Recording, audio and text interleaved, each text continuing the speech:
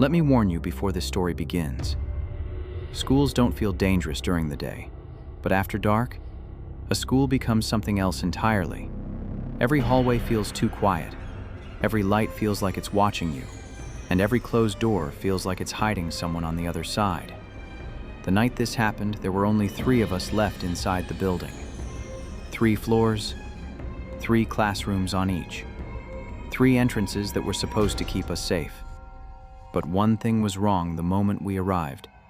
The 3rd floor lights were on. That floor is never on after 4 p.m. Never.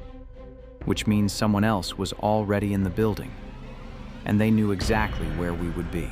I still remember the night our school stopped being just a boring brick box and turned into a place I'm honestly still afraid to walk into after dark. I was a junior then. Small town. Small high school. 3 floors, 3 classrooms on each floor, and only 3 teachers who stayed late enough to matter. Mr. Carter, the math teacher who practically lived on the 2nd floor. Ms. Hayes, our English teacher, whose room was on the 1st floor near the main entrance. Coach Ramirez, who treated the gym like his second home and used the side entrance by the locker rooms. The building itself was simple. 1 main entrance out front for students, a side entrance by the gym, and a back service entrance near the staff parking lot that was supposed to stay locked unless custodians were around. That night, it was just 3 of us in the whole student body who got stuck staying late. Me, Jordan, and Mia. We were there for what the school politely called a supervised study session, but what was really just soft detention for kids who were behind on assignments. If we didn't show up, we'd lose exam privileges. So we showed up. It was a Thursday in late October. I remember that clearly because the air outside was just cold enough to bite, and the sun was already gone by the time my mom dropped me off. As we walked up to the main entrance, I noticed something that bothered me right away. The 3rd floor lights were on. Nobody used the 3rd floor after hours. Those 3 classrooms were only for advanced classes and AP tests, and all of that happened during regular school hours. After 4 p.m., that entire floor was usually pitch black, but that night, all 3 windows on the 3rd floor facing the parking lot were glowing. Probably Carter grading up there, Jordan muttered. Dude doesn't know what a home is. His room is on the 2nd floor, I said. Jordan shrugged. Maybe he finally leveled up. We all laughed a little, but it was the kind of laugh you do when something feels off and you don't want to admit it. I swiped my student ID at the main entrance scanner. The little green light blinked, the lock clacked, and the door opened with that heavy, familiar resistance. The moment we stepped in, I felt it. That after-hours silence that makes your own footsteps sound wrong. No hallway noise, no muffled classroom chatter, no lockers slamming. Just the hum of the fluorescent lights and the distant thrum of the heating system. Mr. Carter was waiting for us in his classroom on the 2nd floor, like he always did. Room 204, middle classroom on that level. Our school was laid out in a way I'd never thought much about until that night. 1st floor, rooms 101, 102, 103. 2nd floor, 201, 202, 203. 3rd floor, 301, 302, 303. 3 rooms per floor, all lined up along a single central hallway, with the stairwells at either end. It always felt efficient. That night it felt boxed in. We signed in at Ms. Hayes' desk on the 1st floor. She was covering the attendance sheet before she left, and she reminded us of the rules. No one leaves their assigned floor without permission, no wandering, and the side and back entrances were locked from the inside. I'll be here for another half hour, she said. Then it's just you 3 and Mr. Carter. Try not to give him a heart attack. We forced a few smiles and headed up the stairs to the 2nd floor. The 2nd floor hallway felt longer than usual.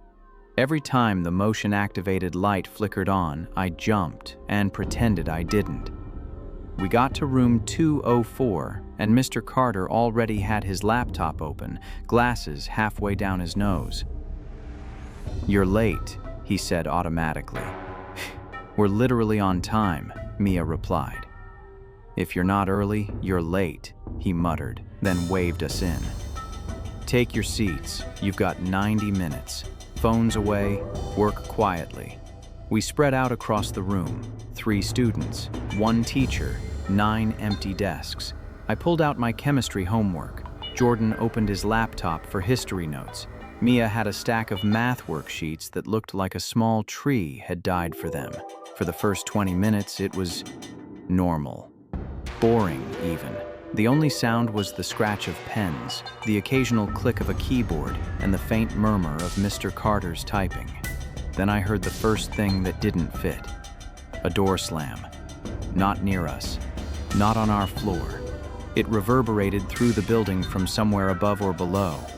One loud, solid bang. The kind that echoes down empty hallways. I looked up from my worksheet. Mia's pen stopped moving. Jordan glanced at the ceiling. "Did you guys hear that?" I whispered. "It's just the building," Mr. Carter said without looking up. "Doors shift when the air system kicks in."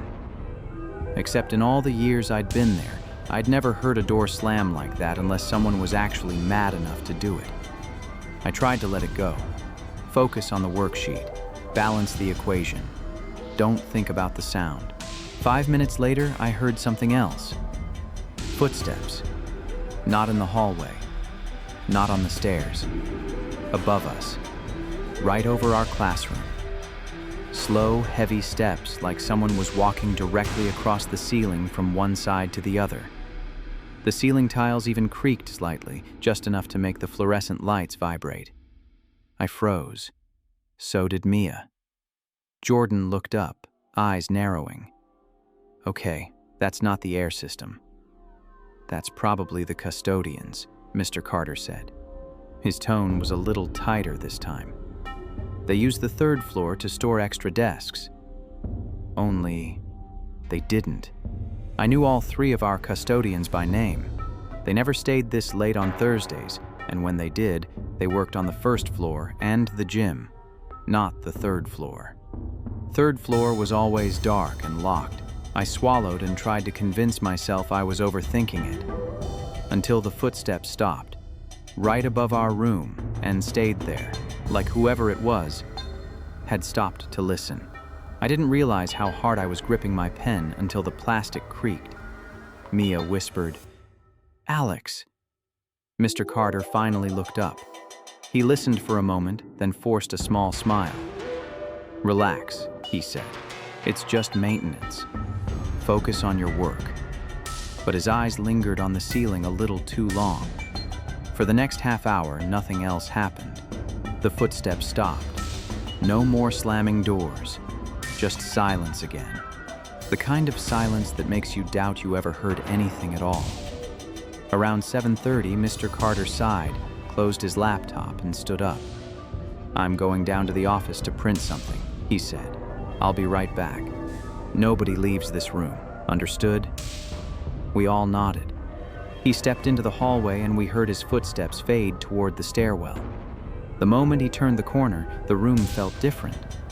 Not wrong, not yet. Just exposed. Jordan leaned back in his chair. "This is a waste of a perfectly good night."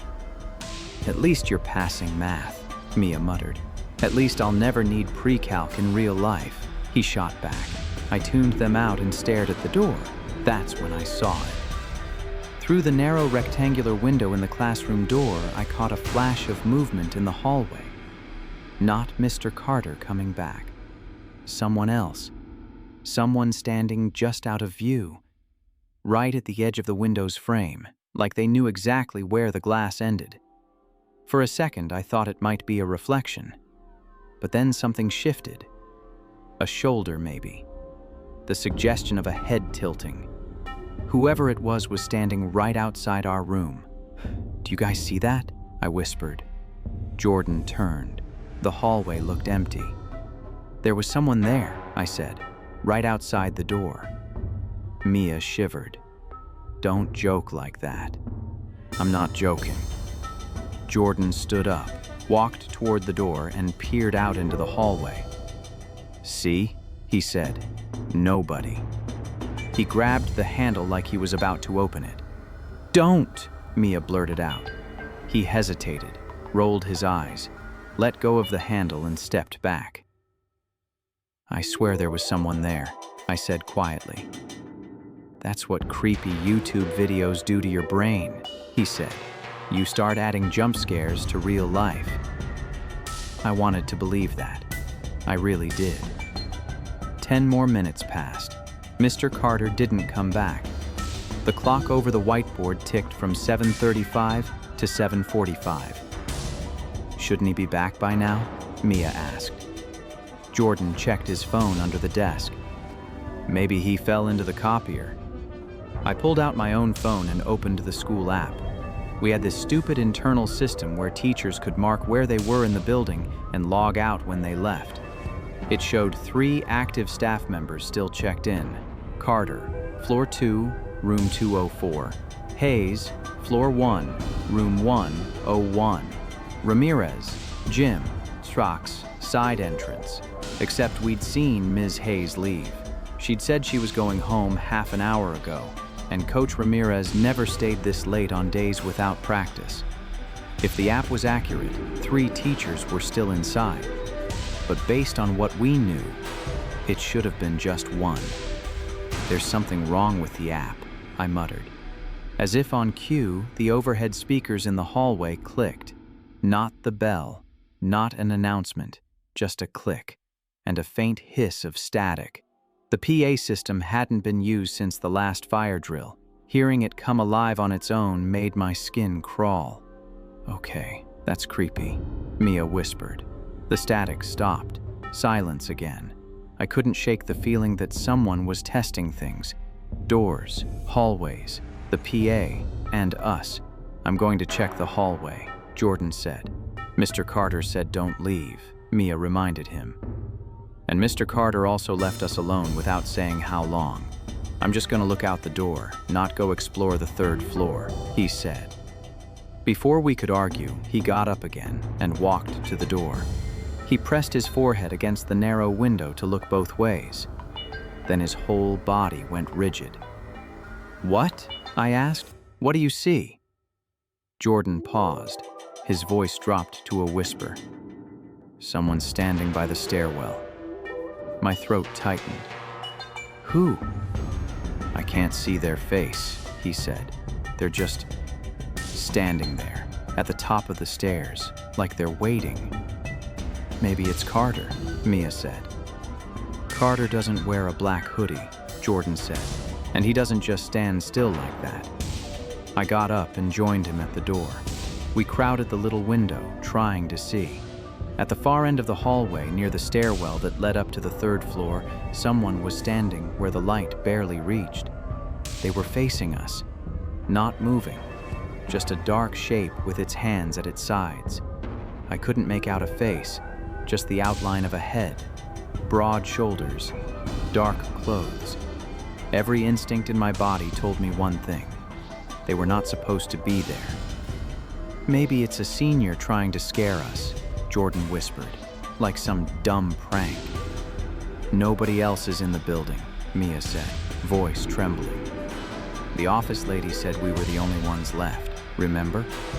The figure took one slow step toward us. We both jerked back from the glass. "Lock it," Mia said immediately. "It's already locked," I replied. I checked anyway.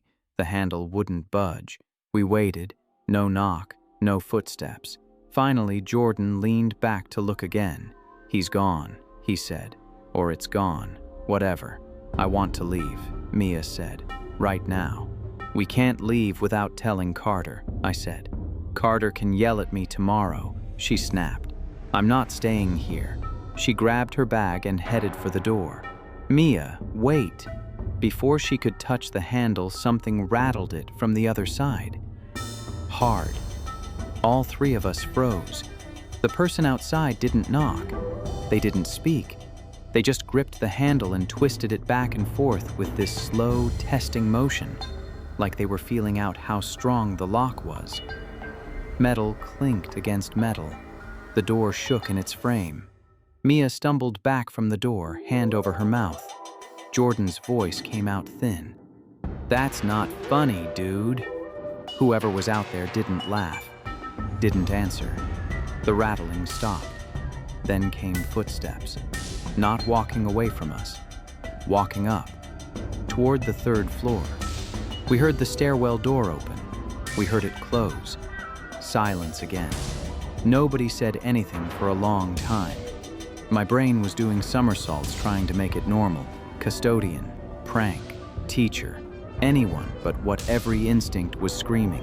An intruder. Finally, Mia spoke. "We need to find a teacher, now. Office is on the first floor," Jordan said. "We just bolt down the stairs, go straight to the main entrance, get out, call someone." "What if he's waiting in the stairwell?" she whispered. I opened the school app again. It still said, Carter, floor 2, room 204. Hayes, floor 1, room 101. Ramirez, gym, Chuck's side entrance. "If this thing is right," I said, "Mr. Ramirez should be by the gym. There's a stairwell at the other end of the hall. We can take that one down and go out the side entrance near the gym instead of the main one." Jordan nodded slowly. Less glass. Fewer places to be watched, at least. We grabbed our bags. I took one last look around the classroom, like I was expecting it to look different, haunted somehow. It didn't. It was just a normal math room. The horror wasn't in the room. It was in the hall. Jordan cracked the door open and peered out again. Empty. The fluorescent lights buzzed. The floor shone with that too clean reflectiveness that only happens when a place is truly unused. "Go," I whispered. We slipped out into the hallway. Every step felt louder than it should. The second floor stretched in both directions. One stairwell near room 201, the other near room 203. We headed away from the stairwell where we'd seen the figure, toward the far end. I counted the doors without meaning to. Room 201, room 202, room 203.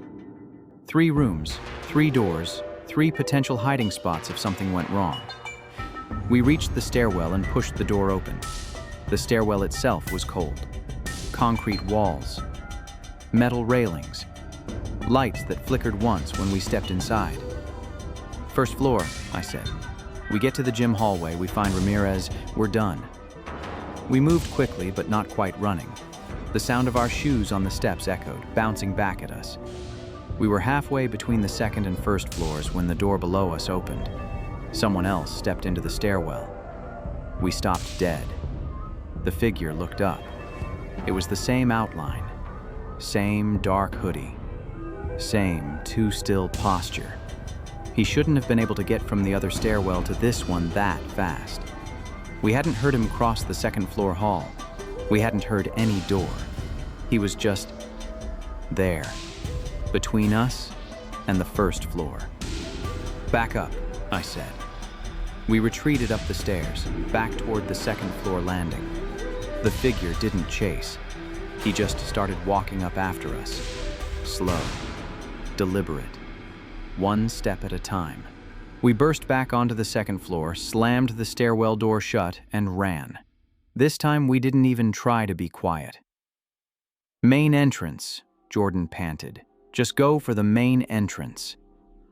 We sprinted down the hallway, past room 204 toward the stairwell at the other end, the one that led directly to the first floor foyer. As we passed the windows, I glanced outside. All 3 third-floor windows facing the parking lot were still glowing. Only now I could see it clearly. Someone was standing in the middle window, behind the glass, watching us. By the time we hit the stairwell, my chest felt tight and my hands were shaking so badly I almost missed the rail. We flew down the stairs to the first floor, burst into the foyer, and skidded to a stop. The main entrance doors were dark. The little green ID scanner light was off, and on the inside handle, looped tightly around the 2 bars that formed the push mechanism, was a thick zip tie. Someone had pulled it so tight that the doors couldn't be pushed open at all. "What the?" Jordan grabbed the door and shoved. Nothing. He yanked harder. The metal groaned, but that plastic band held. "We're locked in?" Mia gasped. "We're actually locked in?" "That's not possible," I said automatically. "Fire code. I don't care about the fire code, Alex. It's locked." My brain was buzzing so loud I almost didn't hear the footsteps behind us at first. We all turned at the same time. The hallway leading to room 101, 102, and 103 stretched away from us. All 3 classroom doors were shut. At the far end, near room 103, the light was dimmer, and there he was again, standing still, facing us. In the quiet, I could hear something else, breathing, but not ours. We weren't alone on the first floor. "Office," I whispered. "The main office. Phone. Intercom. Something." The office was just off the foyer, a glass-walled room with a sliding window and a door that usually stayed open. Usually. We ran to it. The door was shut. I grabbed the handle and turned. Locked. I cupped my hands to peer inside through the glass. The computer monitors were off. The chairs were empty. But on the desk nearest the window lay something that didn't belong to any secretary. A pair of black gloves, a coil of more zip ties, and someone's teacher ID badge. I squinted. It belonged to Coach Ramirez. "Guys," I said slowly, "he's not in the gym." "What?" Mia asked. I grabbed the badge and turned it toward them so they could see through the glass. Someone had popped the office window open just enough to toss it inside. That meant whoever had Ramirez's badge was in here with us. The footsteps at the end of the hallway got closer. We turned again. The man in the hoodie had started walking toward us, head down, hands at his sides. He didn't run. He didn't yell. He just walked, like he knew we had nowhere to go. "Side entrance," Jordan hissed. "We can get to the gym from the other hallway. There's a scanner there too. Maybe that one still works." We sprinted down the opposite corridor, past the 3 classrooms. 3 doors. All dark. The hallway bent around the corner toward the gym wing. It was darker here. Only every other light was on. Halfway down, we passed the stairwell that led back up to the 2nd and 3rd floors. The door was slightly ajar. I couldn't help it. I glanced up through the small rectangular window. Someone was standing on the 3rd floor landing at the very top of the stairs, leaning over just enough that the top half of their face was visible. I couldn't see details, but I could see their mouth. They were smiling. "Alex, don't look, just run!" Mia yanked my sleeve and pulled me toward the gym. We crashed through the double doors that led to the locker hallway. At the end of that hall was the side entrance, a metal door with a vertical window. Next to it, another ID scanner. This one, at least, still glowed green. "Thank God," Jordan muttered. He slammed his ID card against it. The scanner blinked. Red, then green, then red again. The lock clicked once, then stopped. He tried again. Red, red, red. "It's not working," he said. "Why isn't it working?" "The app," I said, my voice sounding far away. The app thought Ramirez was still logged in here. Someone used his badge to force the system. Maybe they locked it out, or someone told the system nobody should be leaving from here, Mia finished, her face pale. I looked through the window of the side entrance door. Outside, under the small security light, I could just see the back service entrance reflected in the glass. A 3rd door at the edge of the staff parking lot building line. 3 entrances. Main. Side. Back. We'd tried 2. The 3rd one was furthest away, and we weren't even sure we could get to it. Behind us, the sound of footsteps grew louder, but it wasn't just one pair anymore. It sounded like 2. One from the way we'd just come, and one from further down near the locker rooms. We were being boxed in. "Equipment room," Jordan said suddenly. "The door by the gym. It has a back exit for deliveries. It opens near the service entrance." "How do you even know that?" I asked. He shrugged. wild-eyed. "I've snuck out of practice before. Come on." We doubled back toward the gym. The double doors opened into a huge, dark space that felt instantly wrong. The lights were off. Only the exit signs above the doors glowed red. Our footsteps echoed way too loudly on the polished floor. On the far wall, between the bleachers and the scoreboard, was the equipment room door. We ran for it. Halfway there, I heard another sound. From above us. Deep in the shadows of the ceiling, near the rafters, something scraped against metal. I looked up.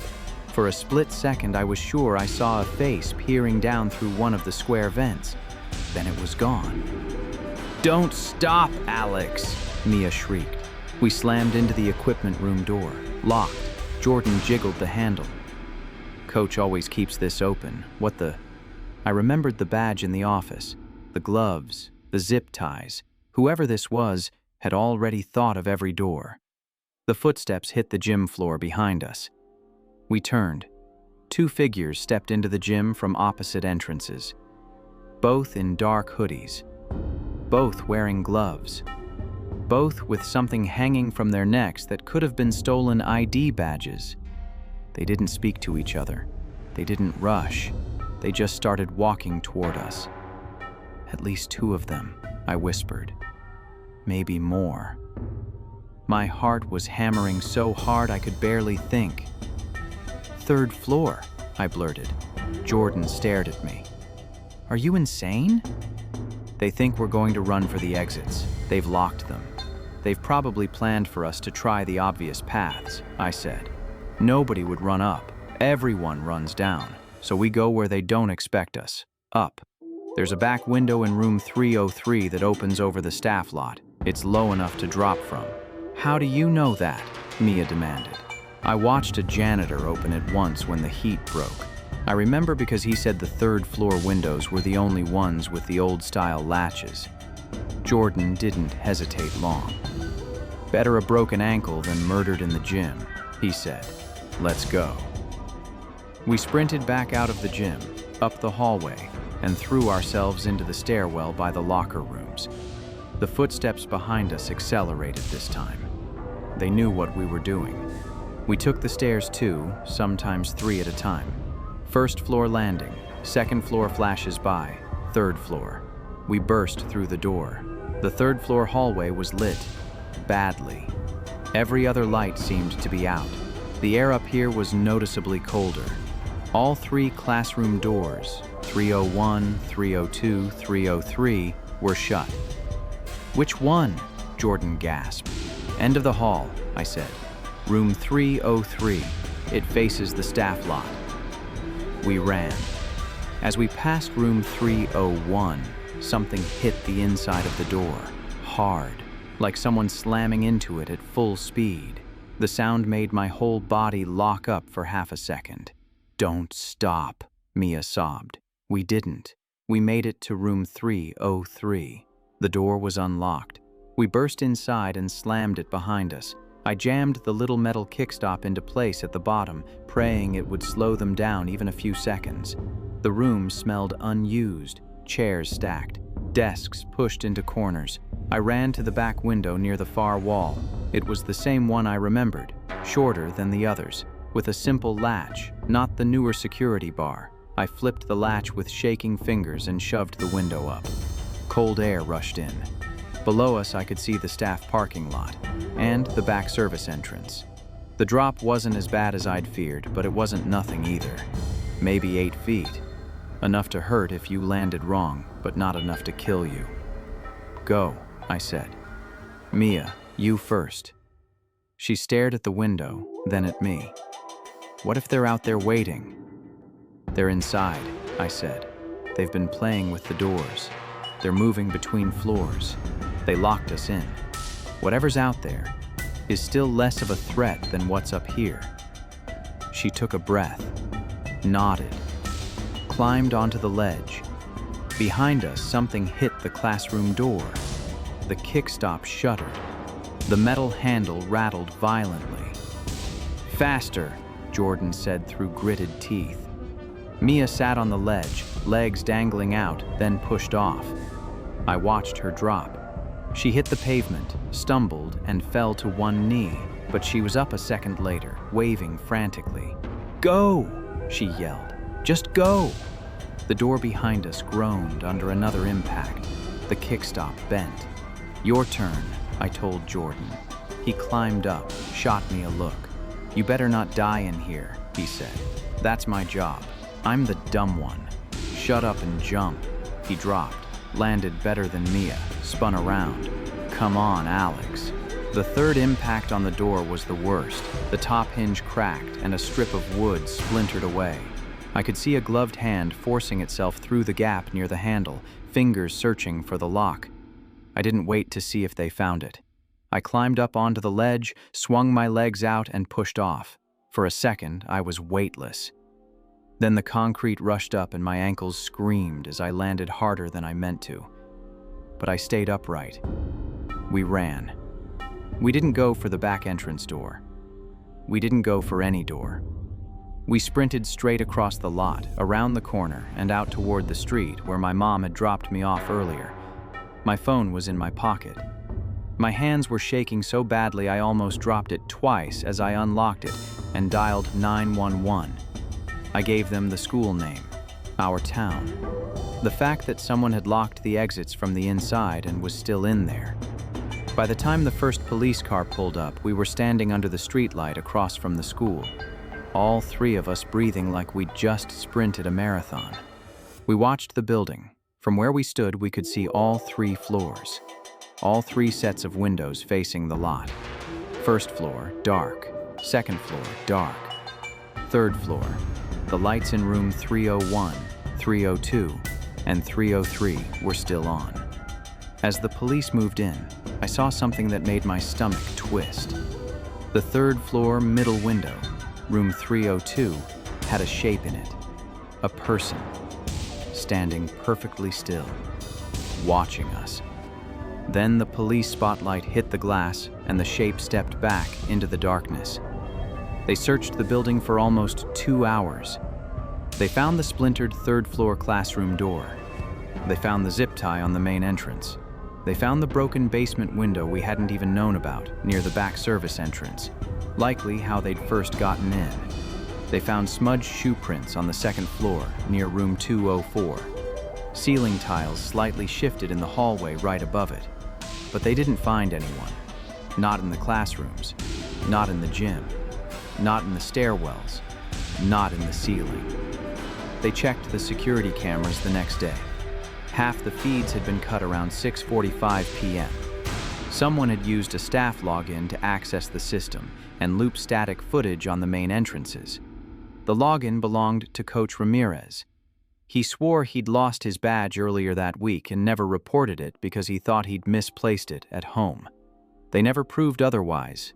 The school went into lockdown protocol the day after. New locks, new cameras, new rules about after-hours sessions. But none of that changed what happened that night. We were 3 students in a 3-story school with 3 teachers logged in when there should have been one. We used one of 3 entrances to get in. We watched the other 2 be quietly taken away from us.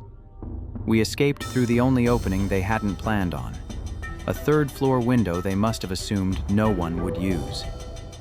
I still think about the 3rd floor a lot, how the lights were on when we arrived, how someone kept moving above us, how they rattled our door just to see how we'd react. My mom says we survived because we were smart. My dad says we survived because we were lucky. But I know the truth that keeps me awake some nights. We survived because whoever was in that building miscalculated one thing. They thought we'd panic and run for the main doors. They thought we'd trust the obvious exits. They thought of the 3 entrances. They never thought about the 4th way out, the one they couldn't lock, the one that still haunts me every time I walk past the 3rd floor and feel someone watching me from a classroom that's supposed to be empty. If there's one thing I want anyone listening to this to remember, it's this. Schools feel safe because we're told they are. But doors, badges, cameras, teachers, none of that means anything if the wrong person gets inside. So pay attention to the footsteps above you, to the doors that slam when no one should be there, to the lights on in rooms that are supposed to stay dark. And if your instincts ever scream at you that something is wrong, listen, because I'm pretty sure if we hadn't listened that night, if we'd gone to the main entrance like good, logical students, I wouldn't be here to tell you this story.